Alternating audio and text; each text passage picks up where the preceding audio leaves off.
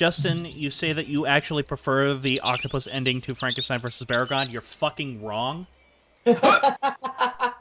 I gotta tell you, you guys are gonna fucking get a kick out of this story. So, Frankenstein Conquers the World was made in a partnership between Henry G. Saperstein, who I'd mentioned earlier, and Toho. Henry G. Saperstein actually put some money into it, and that's why we have a Western actor, Nick Adams. He was in that film.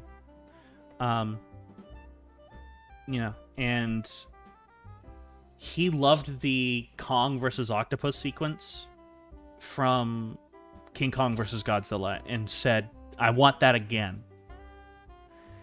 And this was said after Toho had shot everything. Oh. And so they got the crew all back together and said, all right, you want your octopus ending? We'll get you your octopus ending. And so Frankenstein kills Baragon, right, in this epic scene, and it's really wonderfully shot. Out of fucking nowhere, a giant octopus arrives.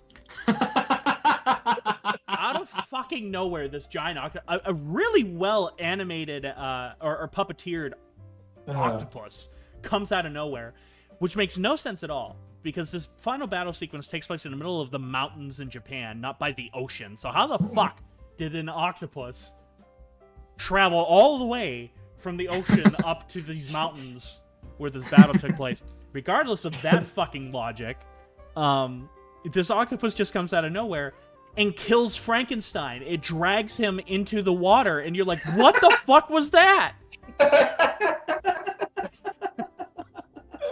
What the fuck just happened?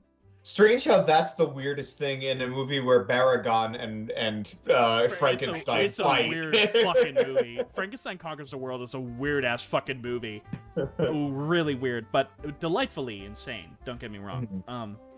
But anyways, so they shoot this, add it to the film, and send it to Henry G. Saperstein, who takes a look at that ending and goes, "Oh my." Decides to go with the original ending of the movie, because that is so ludicrous in a movie about a giant Frankenstein fighting a giant lizard that pukes fire. And that's the ludicrous part. That's the ludicrous thing in the movie. So to make it even more confusing, right? In the 80s, when that movie got premiered on TV, Toho accidentally gave the TV studio the version with the octopus ending. And so people are like, I could just picture it, like fat little Japanese kids watching TV, seeing Frankenstein Conquers the World, and suddenly this fucking octopus comes out of nowhere. And they're like, what the fuck is that? That's how the movie ends?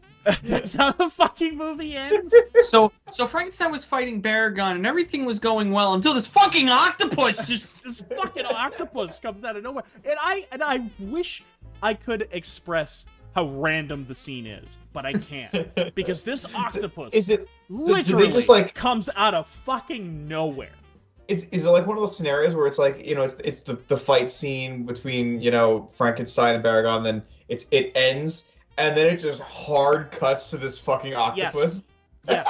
I'm not kidding. Because suddenly Frankenstein kills Baragon, he's like, "Rah!" And our heroes are like, "Yay!" And then all of a sudden Frankenstein goes, "Huh?"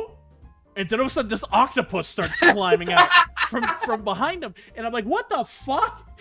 And I think I had the same reaction as Frankenstein in that sequence. Like, what the fuck is this? What's going on?